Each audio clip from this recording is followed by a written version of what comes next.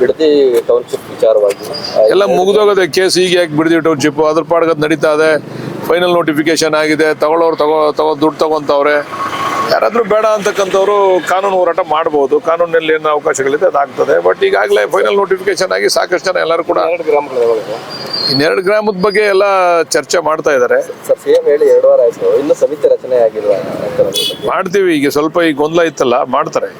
ಮತ್ತೆ ಈಗ ಏನ್ ಸರ್ ಅದು ಆ ಸಮಿತಿ ಏನು ವರ್ಕ್ ಮಾಡುತ್ತೆ ಸರ್? ಈಗ ಏನ್ ನಮ್ಮ ರೈತರುಗಳು ಇನ್ನೂ ಕೂಡ ಹೋರಾಟ ಮಾಡ್ತಾ ಇದ್ದಾರೆ, ಅವ್ರನ್ನ ಸ್ವಲ್ಪ ವಿಶ್ವಾಸಕ್ಕೆ ತೆಗೆದುಕೊಂಡು ಅವ್ರಿಗಿನ್ನ ಬೇರೆ ರೀತಿಯಲ್ಲಿ ಈ ಇದನ್ನ ಅಕ್ವಿಷನ್ ಬಿಟ್ಟು ಬೇರೆ ಏನಾದ್ರು ಕೂಡ ಅನುಕೂಲ ಬೇಕು ಅಂತಂದ್ರೆ ಅವ್ರನ್ನ ಕರೆದು ಮಾತಾಡ್ಲಿಕ್ಕೆ ಒಂದು ಒಳ್ಳೆ ಸಮಿತಿಯನ್ನ ರಚನೆ ಮಾಡಬೇಕು ಅಂತಕ್ಕಂಥ ತೀರ್ಮಾನ. ಈ ಒಂದ್ ನಡೆ ಮೊದಲೇ ಮಾಡಬಹುದಾಗಿತ್ತಲ್ಲ ಸರ್? ಯಾಕಂದ್ರೆ ಇಷ್ಟು ಗೊಂದಲಗಳು ಮಾಡ್ಕೊಳ್ಳೋಕ್ಕಿಂತ ಮುಂಚೆನೆ ಈ ಒಂದು ಸಮಿತಿ ರಚನೆ ಮಾಡಿ ಏನಪ್ಪ ಹವಾಲು ಅಂತ ಮಾಡಬಹುದಾಗಿತ್ತಲ್ಲ ಸರ್? ಇಲ್ಲ, ಈಗಾಗಲೇ ಜಿಲ್ಲಾಧಿಕಾರಿಗಳು ಎಲ್ಲರನ್ನು ಕರೆದು ಮಾತಾಡಿದ್ದಾರೆ.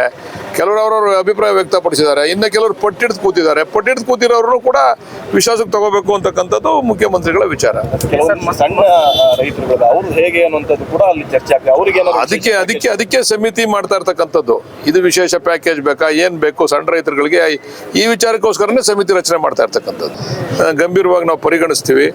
ಜೊತೆಗೆ ಆ ಸಮಿತಿನಲ್ಲಿ ಇದ್ರ ಕೂಡ ಚರ್ಚೆ ಆಗ್ತದೆ. ಎಲ್ಲ ಈ ಸಾಧಕ ಬಾಧಕ ಚರ್ಚೆ ಮಾಡ್ಲಿಕ್ಕೆ ಸಮಿತಿ ಮಾಡ್ತೀನಿ ಅಂತ ಹೇಳಿರ್ತಕ್ಕಂಥ ಮುಖ್ಯಮಂತ್ರಿಗಳು. ನೋಡೋಣ, ಈಗ ನಾಳೆ ನಾಡ್ದು ಇದಾದ್ಮೇಲೆ ಕ್ಯಾಬಿನೆಟ್ ಆದ್ಮೇಲೆ ಸಮಿತಿ ರಚನೆ ಮಾಡ್ತಾರೆ.